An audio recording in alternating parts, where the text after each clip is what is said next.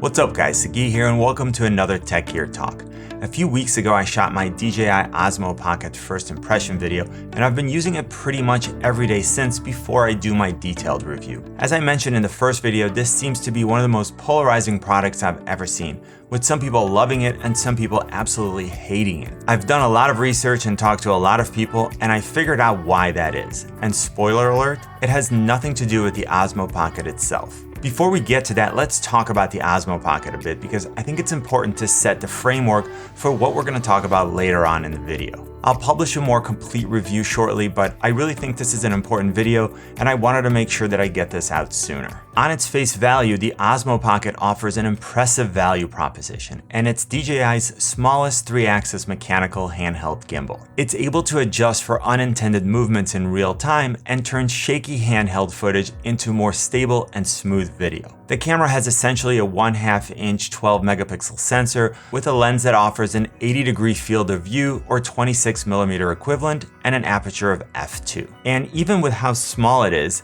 the camera can shoot 4K 60 or Full HD or 1080p at up to 120 frames per second, which allows for some nice slow motion. There's a very cool active track feature where the gimbal will automatically track a subject that's in the frame when forward facing. When in FPV or selfie mode, you can have the option for face tracking so that you're easily kept in the frame. In addition to video, you can shoot very nice 12-megapixel stills and even 3x1 panorama images where the Osmo Pocket will pan and then take 3 pictures and stitch them together. You can also do 3x3 panorama images where the camera will take 9 pictures and then the software will stitch them into one large image. Another cool feature is motion lapse, which is essentially a time lapse where the camera is also moving.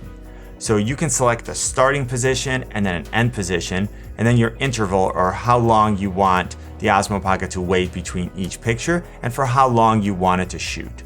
And once you hit the record button, the Osmo Pocket will go to the starting position and then slowly and smoothly shoot a time lapse while moving from position A to position B, hence a motion lapse. We also have the option for a night shot where the Osmo Pocket allows you to shoot 2 to 3 second exposures while hand holding without the need for a tripod. Of course, this is something that you could just never do with a camera or a phone. And finally, the Osmo Pocket has a fantastic battery life of up to 140 minutes. I've honestly never even bumped up against this limit, but it's nice to know that you can plug the Osmo Pocket into a portable charger and then essentially have unlimited power. With all these great features, the Osmo Pocket is not without limitations. First, the small form factor creates some challenges in terms of handling and user experience. The 80-degree field of view is pretty tight, especially when in FPV or selfie mode, and you really need to stretch your arm out to get decent framing. DJI included USB-C and Lightning phone adapters for their universal port,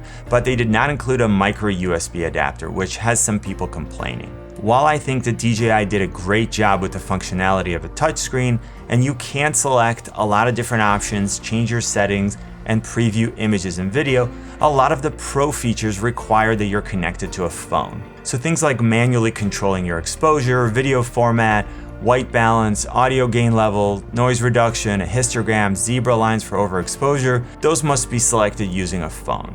There are also some practical limitations based on the size of the screen. You can't have a usable histogram simply because you wouldn't be able to see it and it would cover most of the image. At least the Osmo Pocket retains these pro settings even after the device is disconnected from the phone. And it will even retain the settings if you turn it off and then turn it back on again. It's only when you want to make a change on the device itself that these settings are lost, and then you have to reconnect it to a phone in order to re-enable them. Another thing is that you're required to activate the Osmo Pocket or essentially register it using a phone. And this is a one-time process, which is not a huge deal, but I just wish that it wasn't mandatory. The Osmo Pocket also doesn't come with wireless capabilities, and it requires the use of an accessory called the wireless module base to avoid being tethered to your phone for ongoing control of the pro features that we discussed. So first, this is just another thing that I need to get and carry with me, and second, it costs $110, which adds to the price of the Osmo Pocket. Again, I'll cover all of these things and a lot more in my detailed review, but let's get to the purpose of this video, which is explaining why there are such polar opinions about this product. As I mentioned at the beginning of this video, after talking to a lot of people, doing research, and watching so many videos, I realized that the strong reactions to the Osmo Pocket don't have anything to do with the device itself.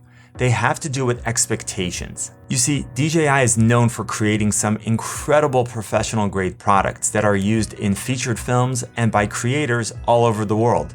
But this isn't one of them. The Osmo Pocket isn't designed to replace a high-end mirrorless camera on a gimbal, and of course it's not going to replace professional cinema camera on an even larger gimbal. So if that's your baseline and those were your expectations, you would be hugely disappointed. On the other hand, if you're a casual user and want something that you can just throw in your pocket and take with you absolutely everywhere and get much more stable footage than you can using your phone, then you're gonna love it. When I'm evaluating the Osmo Pocket, I'm looking at things like size, weight, performance, image quality, price, and some other factors, and decide whether this is something that could become a useful tool for me. I'm not bringing this as a primary camera on a professional shoot, but I'll definitely take it with me to get some great B-roll for my channel. I look at it as something that will get me more stable footage than I would ever get with my phone without needing to bring a phone gimbal. As I mentioned in my Osmo Pocket first impression video, I don't usually take those with me because they're kind of clunky and big. The Osmo Pocket has features like active track, motion lapse, stable long exposure, and again, mechanical image stabilization, which just aren't available on anything else that I have at this size and price point.